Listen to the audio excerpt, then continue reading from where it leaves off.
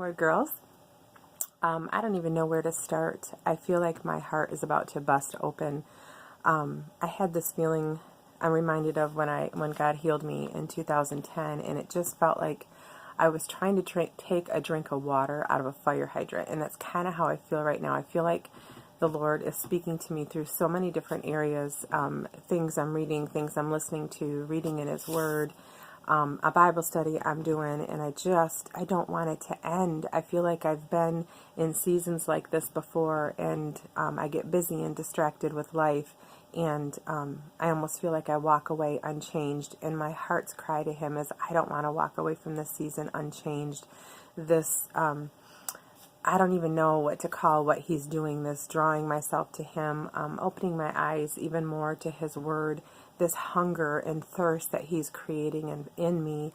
I don't want it to stop, and I don't know, I'd love to know what's going on with you ladies, and I know as we read through the Gospels, different parts are going to speak to each of us differently because He's an individual God. He speaks, we all have different things going on in our lives, but I'm just so overwhelmed with this message, this word to draw close to Him and to seek Him and to stop the busy and the chasing and the distracted. And maybe you're in a different season, I don't know, but I'm coming off of a very crazy, busy, somewhat self-induced. I mean, part of it is the choices that I make, but part of it this past year, it was out of my control. A lot of my time was demanded upon, and I had to rise up and do that. But I don't know, I'm just feeling so drawn to Him, to seek Him, to be in His Word. I have been on my face in my bedroom and in my kitchen literally this week. I don't even remember the last time that's happened. Just worshiping Him and crying out to Him. I'm just hungry for Him. I want more. And I'm going to probably say that a lot coming up, and I want to make myself clear. Jesus has given us a full salvation. I'm not saying as in He needs to give us more. What I want is more. I want to see more, experience more. I don't know how to explain it.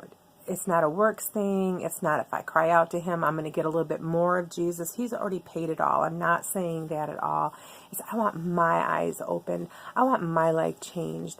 I want to read His Word more. I want to pray more. Again, not from a works mentality, not that I have to get some experience with Him, but I want Him. And you know what? And I read in these Gospels, I want that power of God to be manifest in my life. I want when people to see me, they see Him. I read over and over again what He did, and now in chapters 10, 11, and 12, 10, 11, and 12, what the disciples did. You know what? I want that. I want to stop and pray for somebody and see them healed.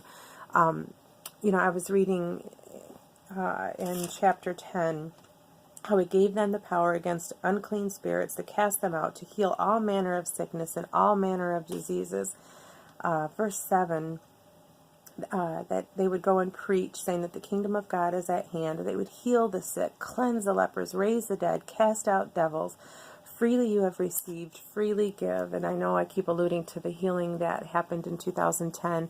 It was huge, and God delivered me from a lot of stuff.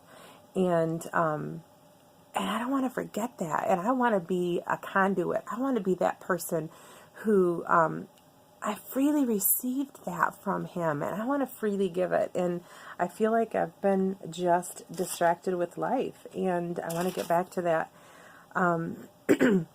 So reading through that, but then I'm struck by chapter 11, and let me see. When John the Baptist was in prison and was questioning, is he even, is he the one, or is someone going to come after him? And Jesus said, the blind receive their sight, the lame walk, the lepers are cleansed, the deaf hear, the dead are raised, and the poor have the gospel preached to them. Oh, I want to be that girl. I want to be the girl who does that. And so then towards the end of chapter 11, "Come unto me, all ye that labor and are heavy laden, and I will give you rest. Take my yoke upon you and learn of me, for I am meek and lowly in heart, and you shall find rest for your souls. For my yoke is easy and my burden is light." And I kind of feel like at the same time he's stirring up this huge hunger and this passion, in this like, let me loose, God, I want to go. But at the same time, he's calling me to himself, to pull back, to come to him, to learn of him. That's what I'm doing in the Gospels here. I'm learning of Jesus all afresh, who he is, what he did, his words, reading those red letters, his words to me. So, again, I don't know exactly where each of you are individually in your walk with him. But there's more, ladies. There's more than what we have. There's more to experience. There's more of him. I want that more power, more of his love, more of his mercy and his compassion in my heart and in my life. And I know you do too. And so, heed that call to come to him, all right? We are heavy, burdened, and laden. Like I said, some of it's self-inflicted and some of it's just life. Some of it's the enemy. But let's come to him. Let's learn of him. I know a lot of us are just weary and tired of this rat race. And what a perfect time. What a perfect season. The dead of winter to take that time out to seek him. All right, so let's continue seeking the Savior. No condemnation if you're not where you're supposed to be in the Bible reading. Just wherever you are, just pick it up and read it. Any time you spend in his word is just going to be awesome. It doesn't matter which chapter you're on. So spend time with him this weekend, all right? Thanks, ladies. Love you.